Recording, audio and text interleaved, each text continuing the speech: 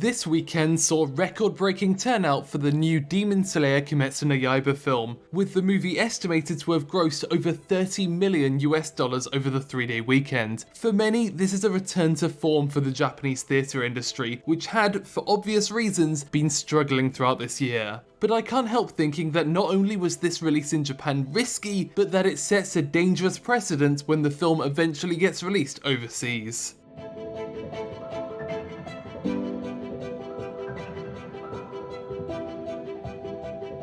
Since the coronavirus spread rapidly across the world, any events that involved a large amount of people packed into indoor seats was generally considered a bad idea. And this included cinemas as well. There was pushback from industry, but eventually we started to see major film releases get delayed or released digitally until it was safe to visit the cinema again. But now we're in this weird middle point where that big spike is over, but it's not over. While anime films like A Whisker Away got released on Netflix, others got delayed until later in the year. For instance, Pokemon the movie Coco was going to release in July, but now is releasing in December. But strangely, the Doraemon movie that was going to release in March then released in August, a month after the Pokemon movie deemed it too unsafe. Ultimately, the situation's just been confusing, as it likely is in other industries and ways of life. We want to get back to normality, the industry wants to get back to normality, and the government wants to get back to normality. In fact, in September, the Japanese government started allowing cinemas that had up until now had to keep empty seats between cinema goers to now pack their cinemas. But with a few exceptions, they have kept this distancing, disallowing food and drink in cinemas and requesting that people wear a mask. But the exceptions have all been film releases that would bring more people in.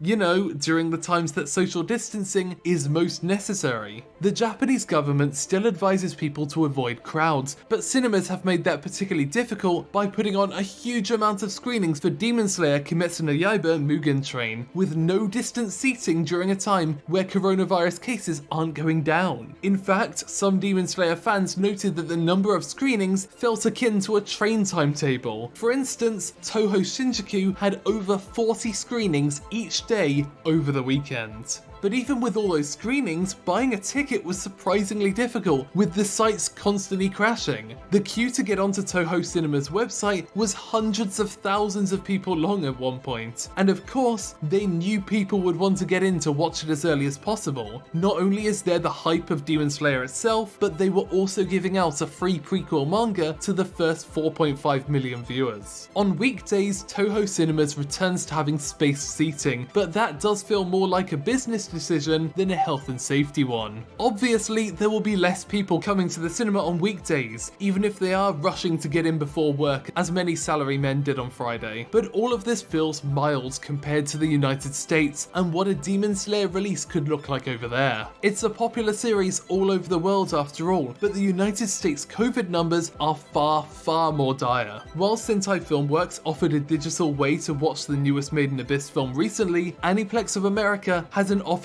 anything of the sort, and are instead going forward with just a theatre release for Fate Stay Night Heaven's Feel Part 3, Ufatable's previous film that's just making its way to America. It's understandable that they'd want to avoid digital screenings due to piracy, but as many commenters have noted, this is unsafe, and it's going to happen all over again early next year when Funimation and Aniplex work together to release Demon Slayer in the US, clearly without any regard for what the state of the pandemic will be like at the time. It's been a depressing year, but I'm still not sure it's the right time to go see films in packed cinemas. And hopefully, if we're careful now, then we can actually enjoy 2021.